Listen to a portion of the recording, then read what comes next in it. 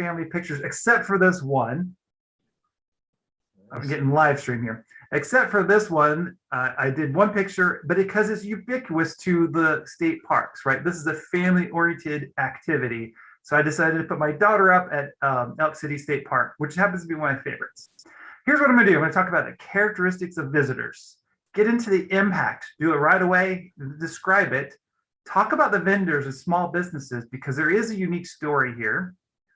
And although I do numbers, I look at market transactions, there are social benefits that are associated with this that we shouldn't undervalue. They actually have even more value than the actual transactions that happen, that are purchases and so forth. Talk about the activities, because there's a lot of different activities in the state parks and their impacts. And then we did a report for each of the state parks.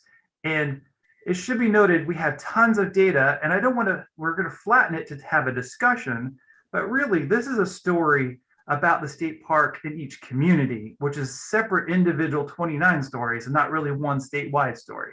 So, but I'll try to highlight that throughout. All right, the first thing is visitors. And if I was to kind of narrow this down to one thing, I would say the visitors are looking for family-oriented fun, right? We are larger sizes than normal travel types of things, average of 4, length of stay around 4 days. And you're doing camping, family time, observing wildlife, all those activities. However, sometimes averages don't really describe everything. And in this case, that's why you see this on the left. There's a large group, almost over 37% that come in smaller, 2 people that come out there and they're doing activities. Yet you also have this really large 16% that is over 6 people in their group with really large groups coming out and doing an activity together. So I'm talking about averages, but we got to keep in mind there's actually a lot of variation in how people use state parks than the average. Now, we look at the demographics. Who are they? And if I was to summarize this down, the parks are for everyone, right? It didn't matter if your household made over 150,000 or under 50,000, you really had access to it. It didn't matter if you were really young or a little bit older than young, or even somewhat older than young, you were still engaged in the state parks. And it also didn't matter about race. Matter of fact, and you can see this because we do these demographics by each of the state parks, when you got closer to more diverse areas of the state, you had more diverse people participating in those state parks. So it really doesn't matter, it's available to everyone. And to put this as a counter to it, there are activities that are not available to everyone. Like you think about snow skiing, right? There's a huge investment cost, things like that, that prevent everyone from going to. However, state parks as a unit is available for everyone. Now, how are they spending? Again, we got to be careful, averages are averages and there's a lot of color in between it. But if we take that average party of 4 staying over 4 days, we're spending about $510. Excluded from that, and we really had to exclude this, is this outdoor recreation equipment investment.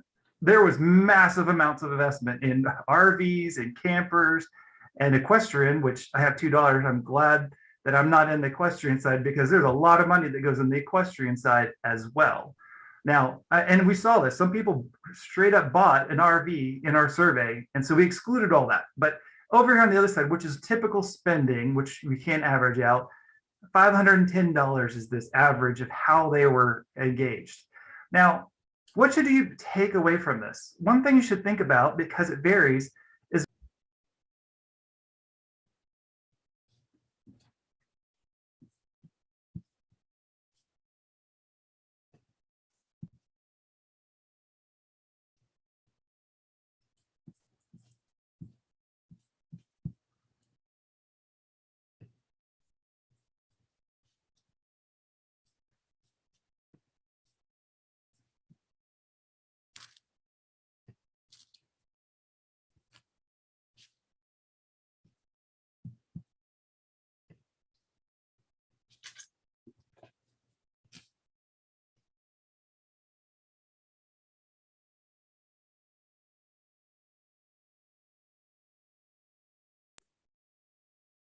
Can you hear me again?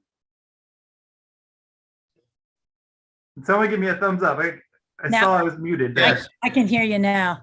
So do I need to back up? Yep, back up. All right. Where do we stop off at? $510 investment back there. All right. So in this spending, right, we're spending on average around $510 as a group, but it varies dramatically, right? And as I was sharing, you can talk about these large investments. We had some that were very large on RVs and so forth.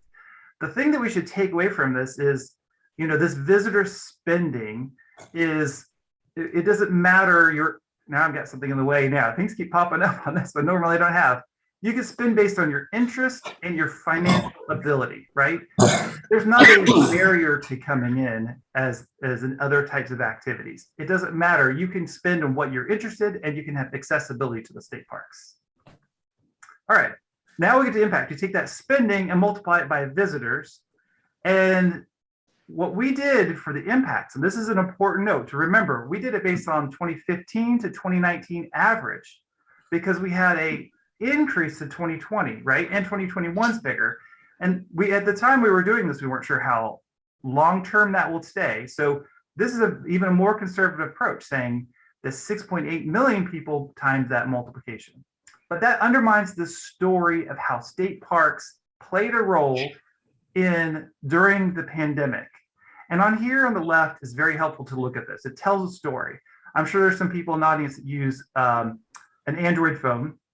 And thank you for doing that, because in your Android phone, we can see when you go from your house to any park. And this index shows at the US level, people increased about 50 basis points during the pandemic over the pre-pandemic year. However, in Kansas, we increased 130 basis points, right? It doesn't really matter what the basis points, we had a much larger increase in going to parks in general. The only way to get to this is we had to have resources, a capacity, and relationships. There's a lot more that had to go into it. Now, how do you think about this during the pandemic? Because we had the lack of access to other things, and because of all the stress, our state parks were there and were accessible and actually used during the pandemic as a form of respite, right? That's where they got places to deal with the stress. Whereas obviously at the US level, there was much less accessibility in other states. All right, that gets us, you multiply the spending times the number of people. Again, we did the lower number, not the 2020, and you get this overall impact of 5,000 jobs. But I need to tell you how you get there. You got to start by direct. And this is a cool story right here. If you take the full-time equivalent of everyone working in the state parks, 119 people, that's a small number of people with, by the way, expenditures of around $4.7 million. You add in indirect. Indirect is all that consumer spending. You going out buying s'mores and all these other things you need to do to get ready to go and consume your experience at a state park. You add in induced. This is the supply chain. This is these businesses that support the state parks and support all these other restaurants and retailers to do that. That adds another 427 jobs. You get to this 5,000. Now, normally you look at impacts and you have like a multiplier of 1.5, which would be great. For every direct job you have, you've got another half of a job somewhere else. But in this case, you have only 119 people producing and supporting another 4,900 some people in the economy. So that's a pretty dramatic support of other jobs out of very few people that are actually directly employed. And the same thing when you go to output, you spent 4.7 million, but you get a much larger multiplier to how that impacts all these other businesses in the state economy. Another thing we didn't include in that number that was ahead was construction. And we didn't include it because construction varied across different state parks. So it's transitory, it goes up and down, but at the state level, it's actually pretty consistent when you average it out. And it adds another 29 jobs, another $1.6 million to that impact above. I already told you there's a really neat story about the community and the vendors. So let me switch over to that. And on here, I wanted to start off talking about the community. These communities are rural, right? You can already look at it and you already know they're all in rural communities across the state. When you look at their population's flat or declining, and total employment in these communities are flat or declining. However, leisure employment, which this is in the leisure and hospitality sector, and you support the leisure and hospitality sector, has been growing this entire time. Now, when you look at the share of leisure and hospitality to total employment at these 29 locations, and you compare it to total employment and then compare that to the US, you get something called, I hate to get a little wonky on you, but a location quotient. And what we've found is that of these communities where there are state parks, you had a higher location quotient in leisure employment. What does that mean? The takeaway is in these rural areas, these are economic drivers, right? In the rest of the state, you might have biotech or aerospace or logistics sector that drives the economy.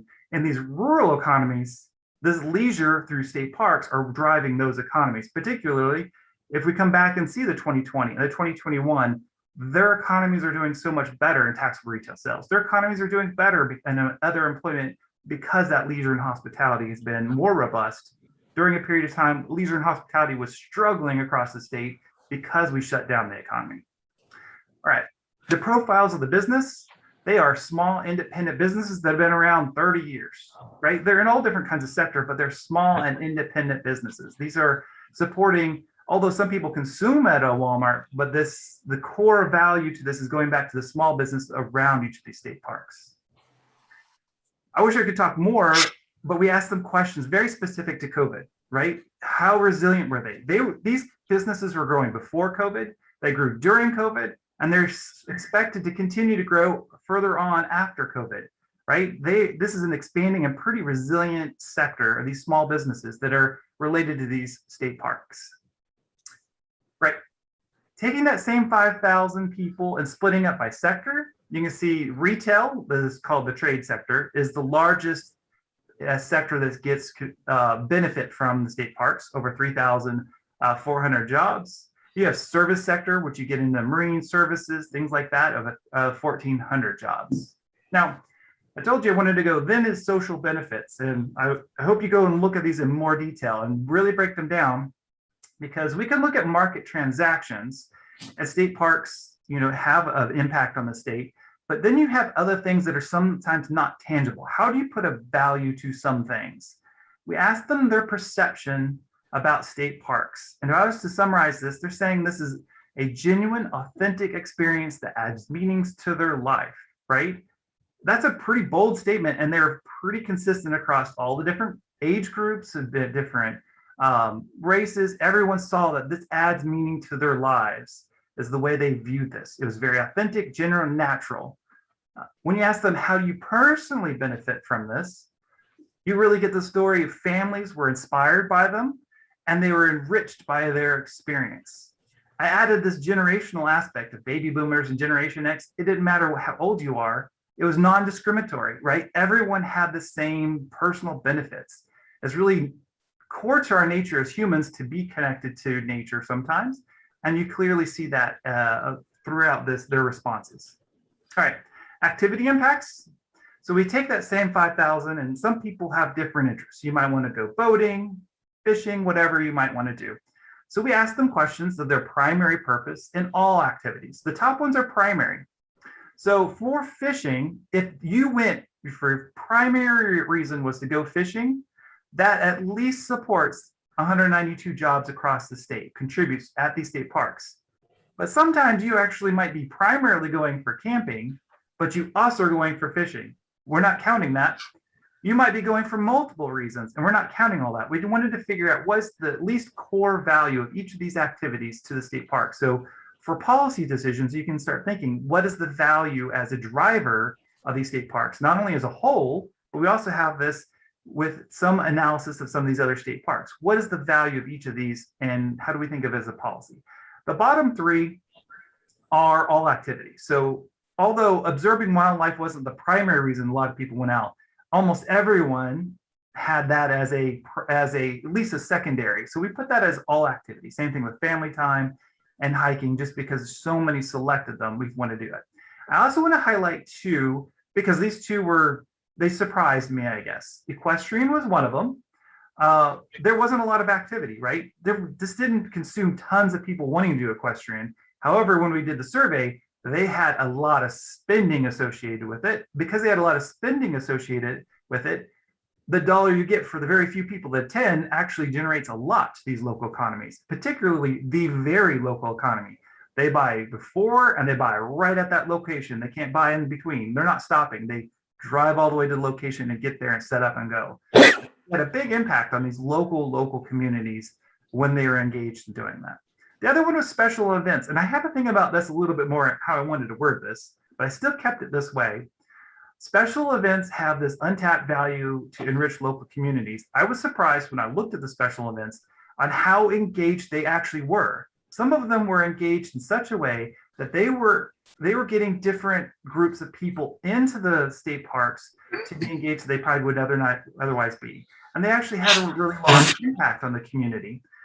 The reason why I say it's untapped, because as we were evaluating and had discussions, I think really expanding more on these special events would bring more diversity to these state parks and add a whole lot more economic value to the local communities that are around it.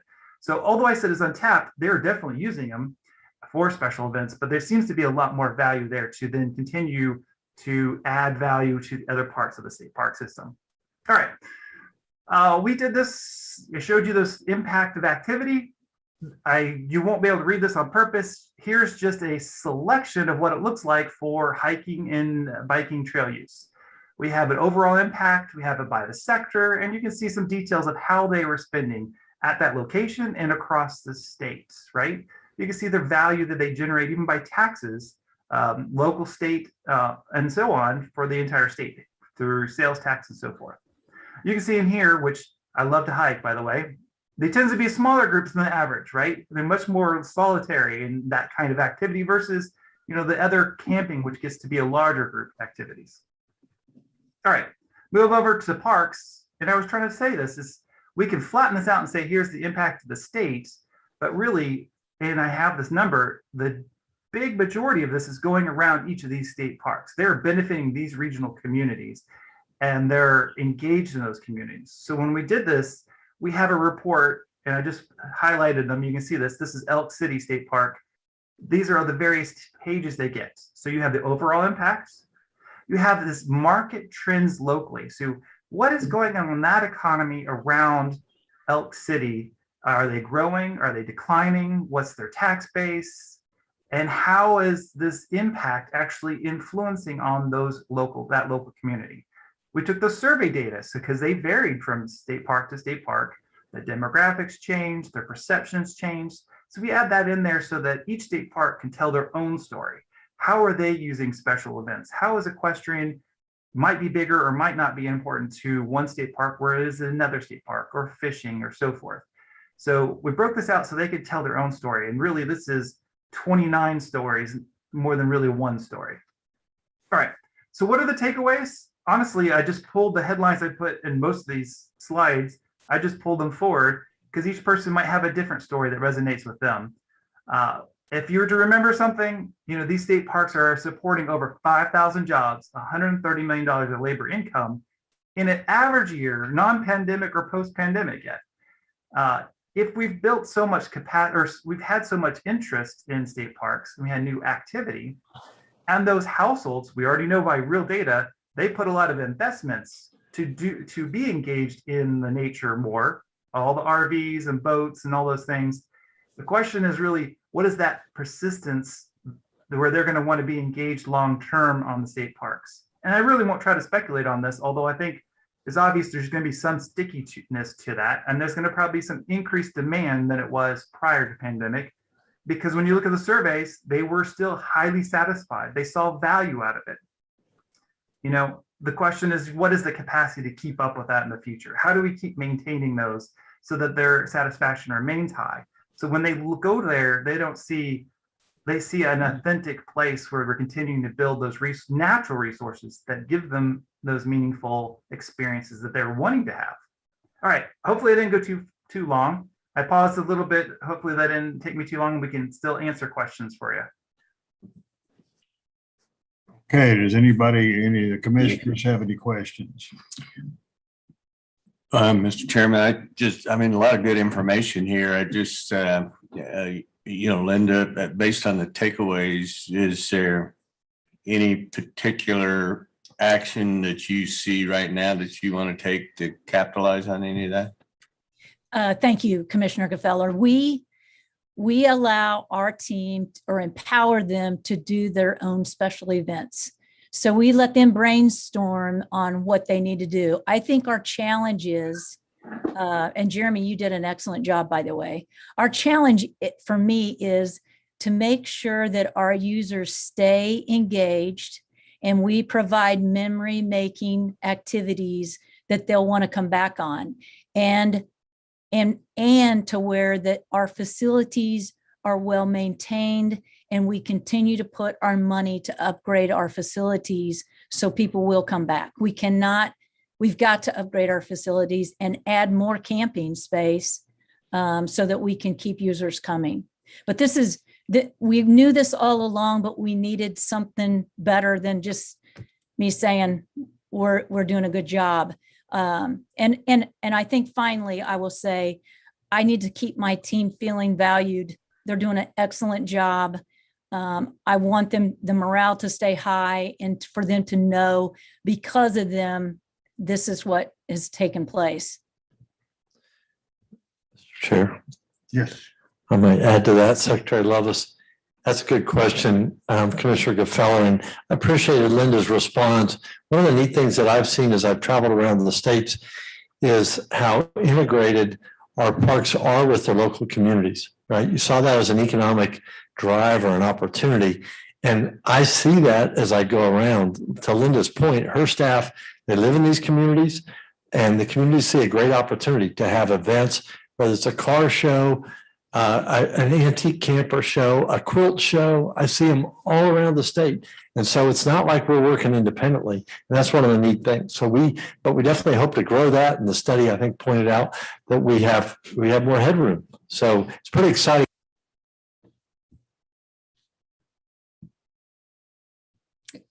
Keep the churn going as far as new ideas. Good. Any other questions? Jeremy, you did a great job. We thank you for doing this for us. Is there a way to get this slide deck?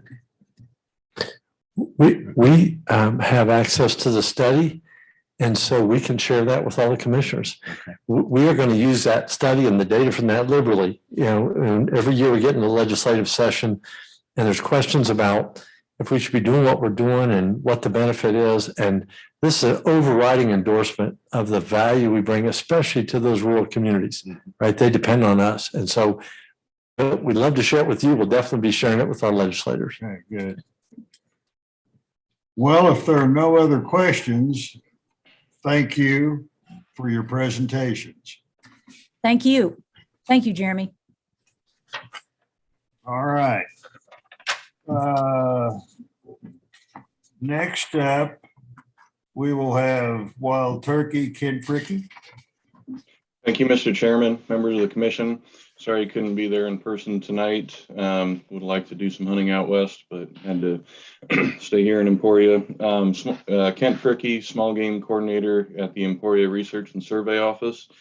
Tonight wanted to wrap up our discussion for this year of wild turkey harvest regulations for both the spring and fall turkey seasons. Overall, in 2021, we had a decent year, I think, in terms of production, primarily in the eastern portion of the state. Out west, we had some dips and a little bit of stable but low production. But in general, I'm pretty optimistic in our eastern third of the state with the production numbers that we saw this year. Going down into the recommendations for this year, and just a quick recap of the last 6 months that we've been presenting to the commission. Overall, we do not have any recommended changes to spring or fall bag limits for 2022. Additionally, we do not recommend any changes for the 2023 season dates. And so of particular interest may be the regular season start date in the spring 2023, and that'll be if approved April 12th, which is, as we know, the earliest start date for the regular season. So that'll be in 2023. We are making recommended changes to the youth season eligibility. We're standardizing that across our species groups. And I believe turkey is the last group to go through that process. And so we're recommending an increase to 17 and under to be eligible to participate in the spring turkey youth season. And we're also making a slight wording change for the spring regulation on the Unit 2 boundary. We just found some verbiage issues there, and just making sure that the boundaries are clearly delineated in the regulation. And then finally, we are making recommendations to allow shot shooting handguns as legal equipment for both the spring and fall turkey seasons. And if approved as written, those would have, we're recommending a minimum barrel length of 10 inches. That includes the chamber. And again, that's both for both the spring and fall seasons. And so I believe first on the list is KAR 115-4-4A, which is legal equipment and taking methods. And as you can see in your briefing book item, this is inserting language that talks about that allows the choked handguns and muzzleloading handguns that shoot shot. Again, we have a 10-inch minimum barrel length, including the chamber, and just like our shoulder-mounted shotguns, using only size 2 shot through size 9 shot. And for that regulation, I'd be happy to address any questions. Are there any questions for Kent? Any questions from the public? Well, that's 115-4-4A. And we vote on this. So I'd like a motion for approval. Move. I have a second. I'll second. It's been moved and seconded that we pass KAR 115-4-4A as presented. Is there any discussion? And let's vote, Sheila. Commissioner Frost, Yes. Commissioner Feller, Yes. Commissioner Hazelton, Yes. Commissioner Ryder, Yes. Commissioner Sill, Yes. Commissioner Spore, Yes. Chairman Lauber, Yes. passes seven zero. And then next, Mr. Chairman, we have KAR 115-25-6. This is the spring season bag limits, permits, and game tags. And there on the first page of that regulation under 2A, that's where the addition of the increase in the minimum or maximum age for the youth season, for the spring season is defined as 17 years of age or younger. And then on the second page, under heading 2 for Unit 2, there was just some language added there to basically complete the circle for Unit 2. We were missing the verbiage that included the state boundary with Nebraska. And so we cleaned up that language and closed the circle on the definition of that unit. And again, that regulation also includes bag limits and season dates, which we are not making any recommendations to change. Okay. Any questions on 115-25-5-6?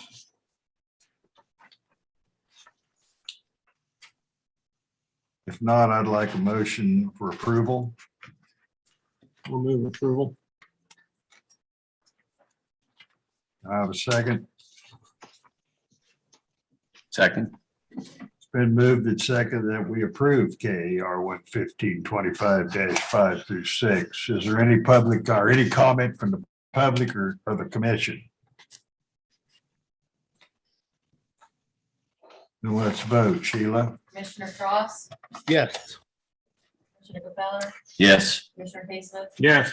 Commissioner Ryder, Yes. Commissioner Sill, Yes. Commissioner Spore, Yes. Commissioner Lauber, Yes. passes. Okay, is Doug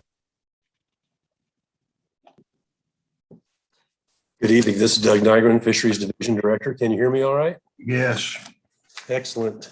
Mr. Chairman, members of the commission, Regulation 115.25.14 is a regulation that sets our seasons, creel and length limits, and our reference document for regulations that differ from the statewide regs.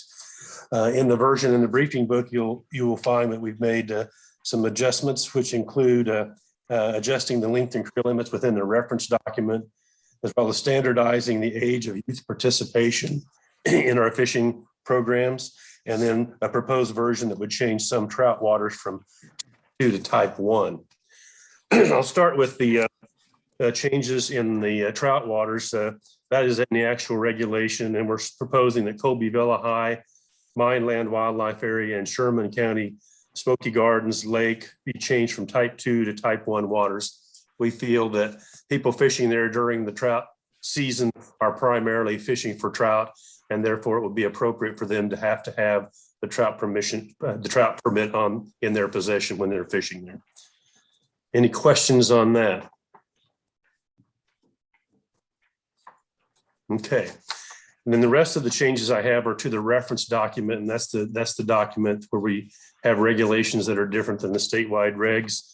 And I've been through these with you on workshops before, but the ones that I think are most of interest to the public and probably to the commission include Tuttle Creek Reservoir. This is a success story with the population of blue catfish maturing there. We're ready to start allowing people to harvest those fish in a much bigger way than they've been able to in the past. Currently, we have a 35-inch minimum length limit and a 5-a-day creel.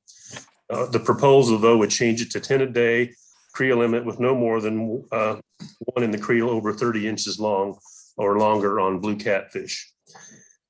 Marion Reservoir is an interesting case study and a pilot project on an innovative way to improve the quality of walleye fishing at Marion, where we put in place 2 years of protection with a larger length limit, followed by 2 years of more liberal harvest.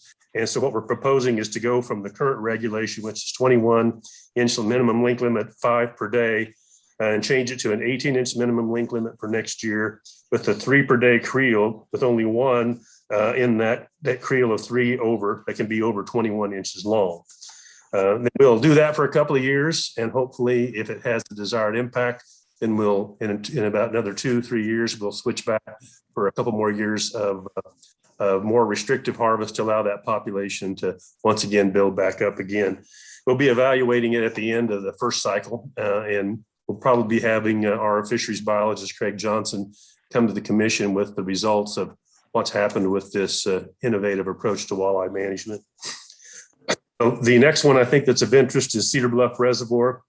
We've been operating there for walleye fishing with a 21-inch minimum length limit and a 5-a-day creel, and we're proposing to maintain the 25-inch minimum length limit and 5-a-day creel limit on walleye, except that two fish 15 inches long but less than 18 inches long may be included in the daily creel. This will allow some harvest there to help us a little bit with some forage issues that we've experienced over the last couple of years.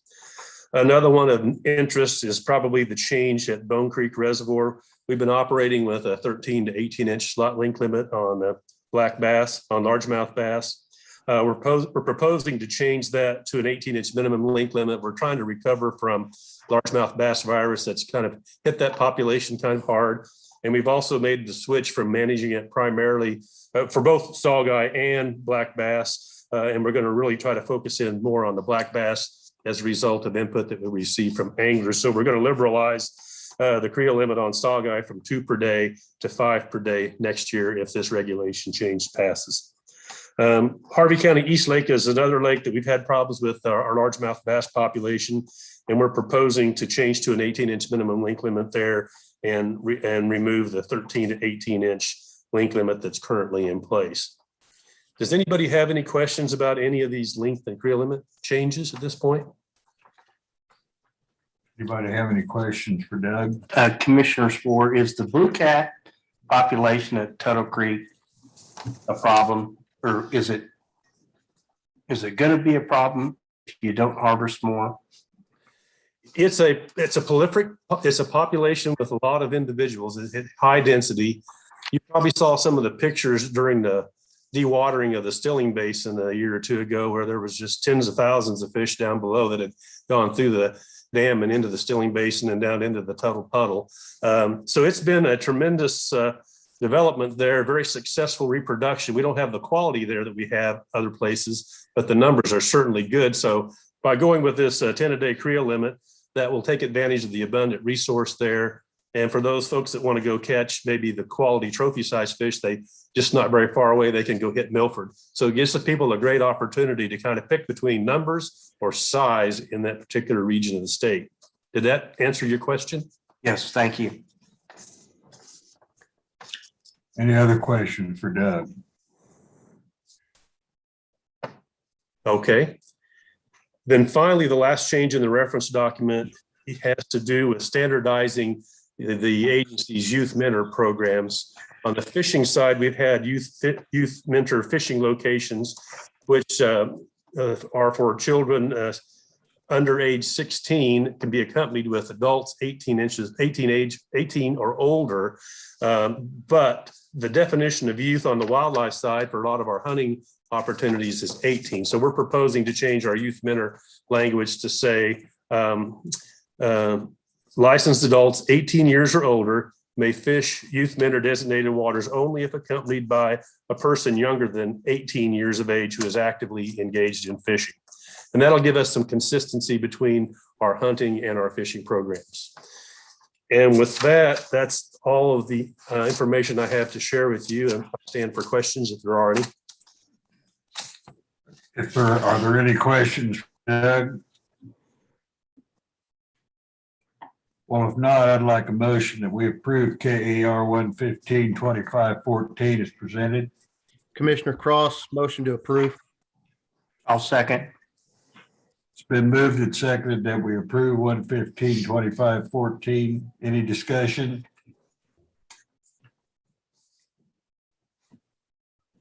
Let's vote, Sheila.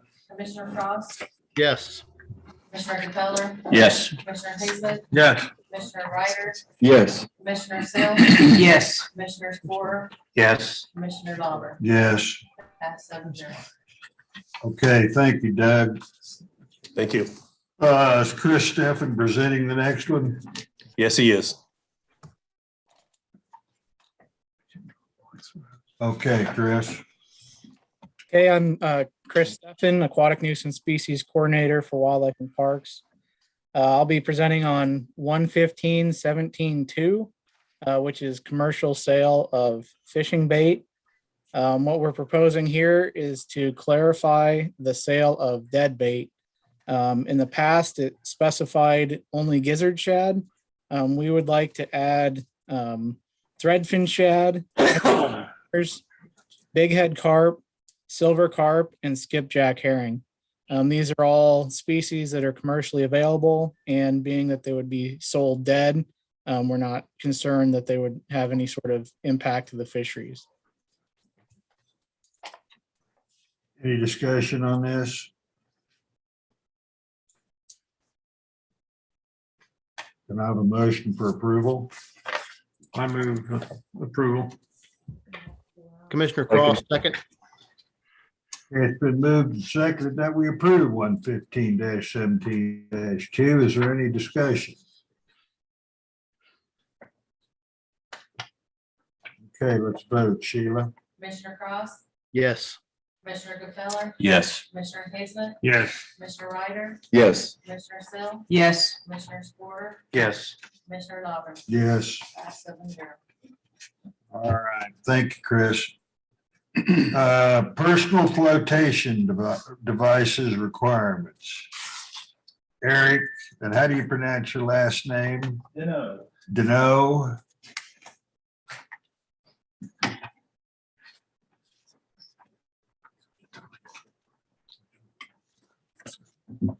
All right, Mr. Chairman, members of the commission, a little back history on this. In 2014, the U.S. Coast Guard adopted international standards for labeling personal flotation devices, PFDs, also known as life jackets. States delayed incorporating language into statute and regulations until the Coast Guard could secure additional testing and work with manufacturers and provide training information to the states for incorporation. The U.S. Coast Guard administers recreational boat safety grants, and since the Code of Federal Regulation change of life jacket labeling is a preemptive law, all states are required to adopt these new standards in their state laws and regulations. Failure to adopt these standards will result in the state's recreational boating safety program being placed in non-compliant status and could result in federal funding being suspended. The new life jackets will sport a new label on the inside of the life jacket, which includes a number so that purchasers now know how much buoyancy the life jacket will provide.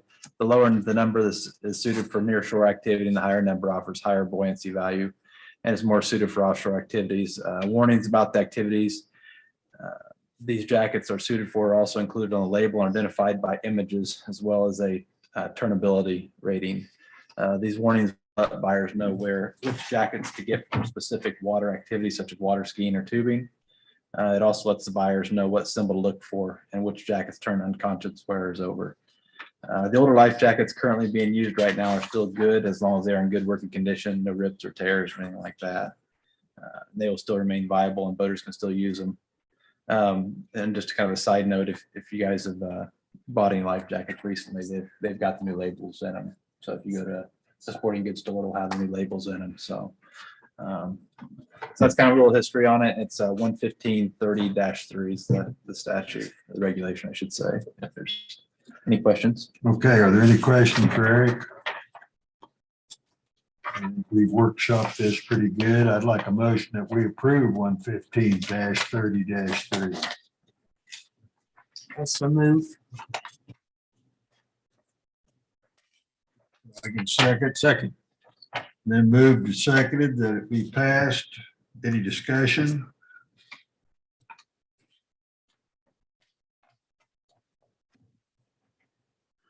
All right, let's vote, Sheila. Commissioner Frost, Yes. Commissioner Gonzalez, Yes. Commissioner Hazel, Yes. Commissioner Ryder, Yes. Commissioner Sill, Yes. Commissioner Spore, Yes. Commissioner Lawler, Yes. pass 7-0. Okay, that takes care of the meeting agenda. Do we need to set some future meeting dates? Mr. Chairman, Chris Tymason. Yes, Chris. Sheila, could you please tell us how far out we've gone? I think it's All we have June. set- I'm sorry. All we have set is January and March. We have January 13th in Emporia at the Aquatic Research and Outreach Center of Emporia State University. And March 31st, we have Topeka at the Topeka and Shawnee County Public Library, James C. Marvin Auditorium. We do not have a date for anything else yet. Mr. Chairman, Chris Tymason, I'd recommend that you set out through August if possible.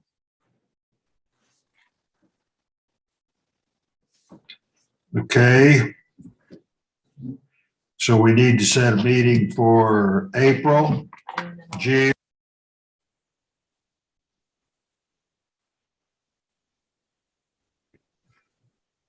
What did we decide that the opening day of turkey season was going to be? 12. Is the 20th a Thursday? No, the 12th is actually 2023. Oh, 20, I'm sorry. So for 2022, the opening day of turkey season, I think will be the 13th. Okay, so is it the 20th or 21st would be that Thursday? 21st. How about we do April 21st? And that's when we plan on going back to the tribaloid again. Okay, we'll try Lloyd again. This is the sweet spot. Third Okay, time's a charm. and then June.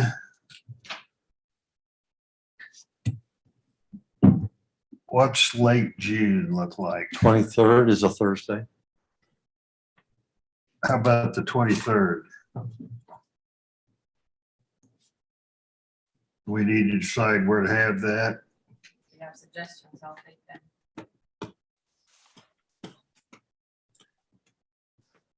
We slid to southeast to Emporia, that direction. Well, and where is where we're going next? in Oh, I'm January. sorry. Yep. Yeah. How about Lawrence? Is that too close to Topeka? Lawrence sounds good. Huh? Lawrence sounds good. Well, we haven't had one in Lawrence in a while. Yeah, we can show you all the work that's being done on the Bower Sox Dam, talk about aquatic nuisance species and That'll be good. little field trip there. And then August. Anybody have a suggestion? Like Wichita. Yeah. What, What day? How about Hutch? Never did Hutchinson. make We Hutch. We- tried Hutchinson. Let's try Hutchinson again, because we had one set for there and we got canceled. Let's Yeah. do So let's Hutch. do Hutchinson. That's much better. What day? What's the middle of the month? So the 18th. 18th, yeah. Is 18th okay? Mr. Chairman, Chris Tymeson. 11th is sir. better. I would vote the I 11th. believe Mike Miller has an opinion on the August date, and usually it's based on trying to get the regulation summary done. Yeah, it all depends on if we're going to be voting on issues that'll be in the hunting regulation summary. It's easier, the earlier we do it, the better usually for getting that in there. It's been suggested that we do it August the 11th. That's a full moon, Mr. Chair. I'm not aware for 11th, whether it matters or not. August 11th.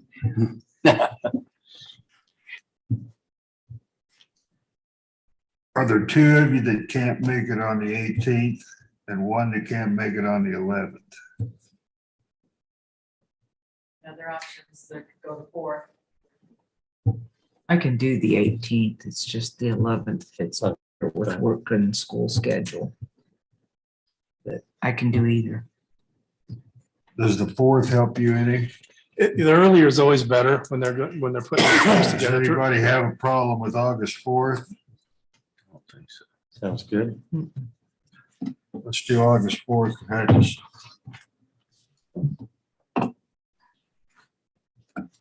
Well, that's moving right out there. Is there anything else to come before the group this evening? Once again, we wish you a lot of luck, Gary. We're gonna miss you.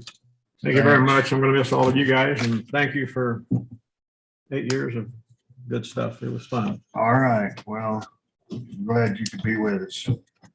I don't have anything more. If Secretary Lovelace doesn't have anything more, No, sir. meeting Say a adjourned. Final goodbye to Chris. Final goodbye to Chris. Good luck. Chris. Thank you. Good night. Good night.